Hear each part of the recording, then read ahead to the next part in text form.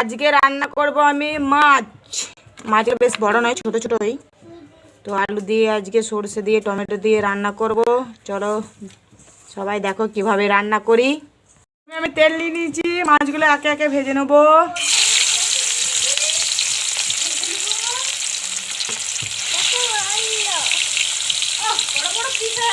বড় বড় পিস খেয়ে শেষ করতে পারবো না।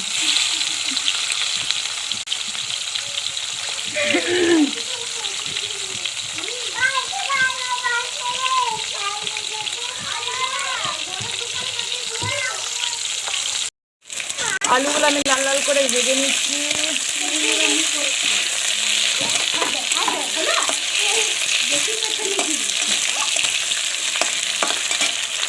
লাল লাল করে ভাজা হয়ে গেছে। নুন দিয়ে জল দিয়ে সেদ্ধ করতে দেবো। নুন দেবো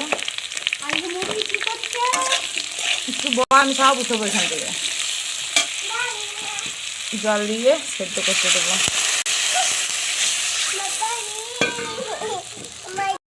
আমি লঙ্কা পেঁয়াজ সরষে নিয়ে নিয়েছি মাছের জন্য।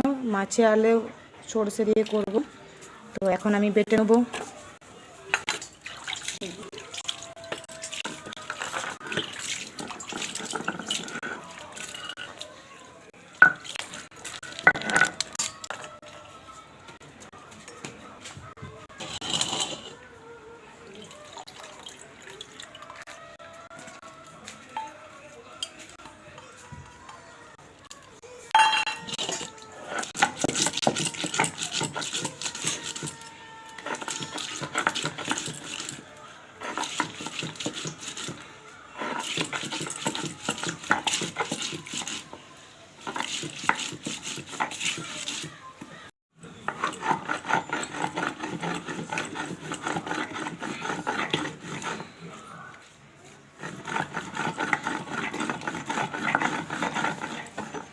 সরষে বাটা আমার হয়ে গেছে।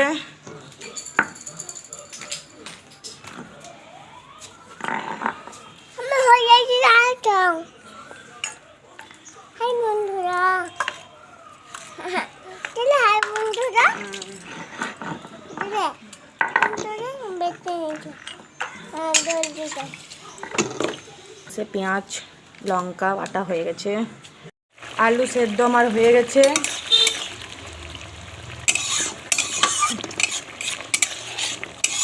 এরপর আলুটা, এরপর তেল দিয়ে দেবো।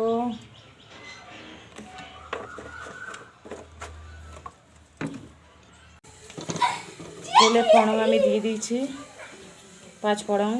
এরপর টমেটোগুলো দিয়ে দেবো। দিয়ে দিলাম, টমেটো দিয়ে দিয়েছি আগের থেকে। তো ভিডিওটা অন করতে ভুলে গেছি। তো এখন টমেটোগুলো ভাজা হোক। টমেটো এখন ভাজা আমার হয়ে গেছে। এখন সরষে বাটাটা দিয়ে দেবো।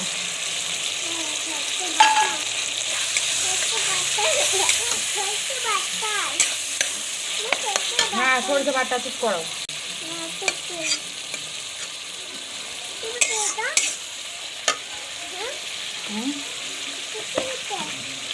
আলুতে আমি নুন দিয়ে রেখেছি আগের থেকে, তাই হালকা একটু অল্প নুন দেবো।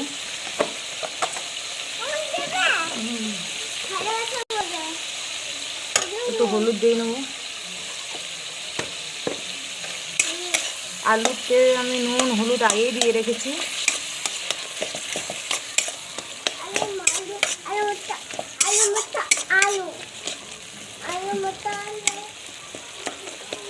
ভালোভাবে সরষেটাকে আমি ভেজে নেব।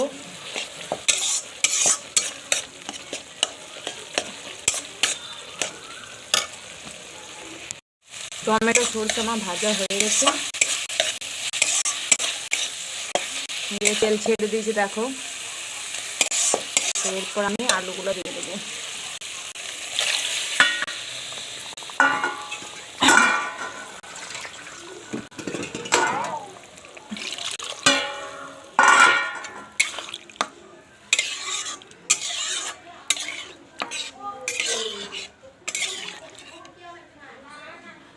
ফুটতে থাক। ঝোল আমার ফুটে এসছে, তো মাছগুলো আমি দিয়ে দেবো। মাছ তো নেই, এক পিস আমার মেয়ের জন্য ভাজা রেখেছি, আর এই 2-3 পিস আছে, আমি দিয়ে দেবো। তো আমি তো একা, তো সেরকম তো বাড়িতে লোক নেই, তো আমার মা ছেলে দুজনকার হয়ে যাবে। তো একটু ফুটে যাক, তারপর নামিয়ে নেবো। তো মাছের ঝোল আমার ফুটে গেছে, এরপর আমি নামিয়ে নেব। তো দেখো কেমনভাবে রান্না করেছি, কেমন হয়েছে কমেন্টে। রান্না হয়ে গেছে, কালারটা কেমন এসছে কমেন্টে জানাবে। আর ভিডিও যদি ভালো লাগে লাইক কমেন্ট শেয়ার করে দেবে। তো চলো এবার টাটা।